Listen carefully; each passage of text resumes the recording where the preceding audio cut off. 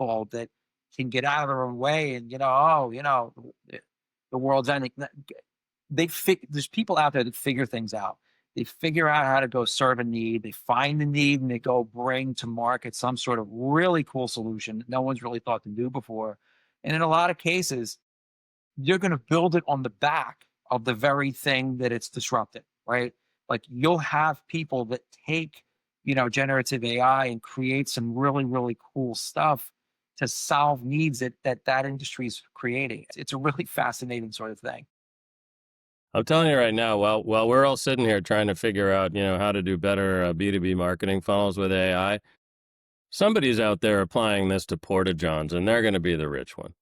It will, by the way. No, you're 100% right. Like these arcane industries that like no one thinks of that will get completely upended by this. It's crazy. You mentioned Porta Johns, sort of omni-channel. I mean, they're everywhere. I wonder if we could switch gears for a moment and talk about, you got buzzword bingo with all things omni-channel. You have lived through, you and Solvative, probably more than most companies I've seen, lived through a lot of the hype cycle. Based on real implementations that you all have done with real major retail brands, talk, if you would, for a minute on what actually gets results. I mean, yes, a lot of these brands will get a really beautiful PowerPoint from folks that are friends at Bain, McKinsey, BCG, whatever. And that's a great starting point. But I think what you and Solvative have done over the years, you've done a fantastic job of saying, okay, this is the theoretical stuff.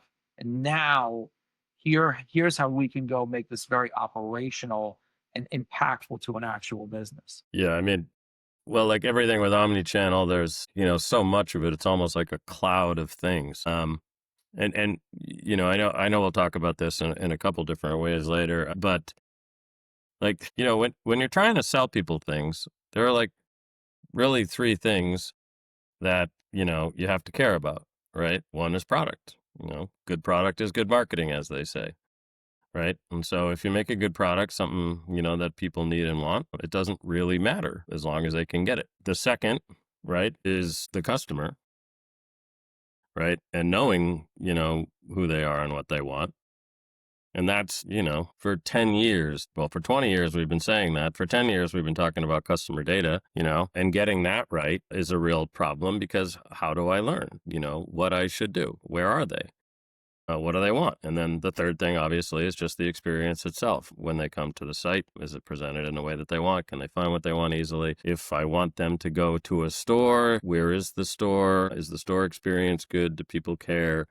That kind of thing. And those are all, sort of components of a good brand, but when we talk about omnichannel, and I've worked with a bunch of retailers and had a bunch of brands and that kind of thing, we don't even use that term consistently everywhere.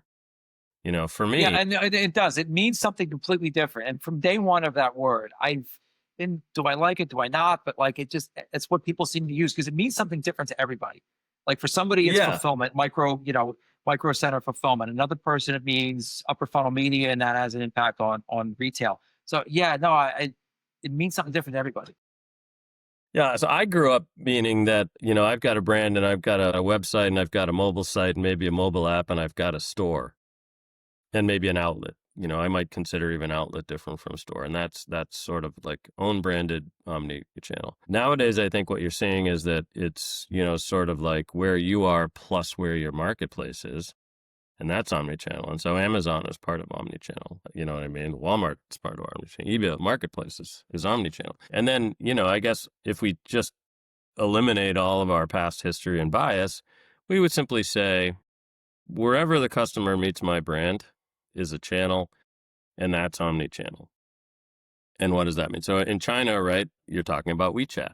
We don't really have that concept here necessarily yet, although it's something that people are trying to figure out, shopping on Instagram and that kind of thing. So really, if you go back to my earlier statement, the only thing that really works is to start with your customer and what they need, to build a product that fits that need, to have a real message that connects with people and care enough to deliver it in a way that is actually attempting to connect with people, and then simply to be there when they want to buy something.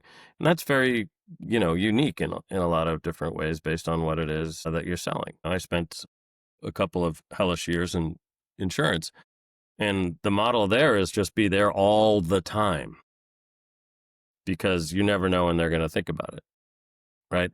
It's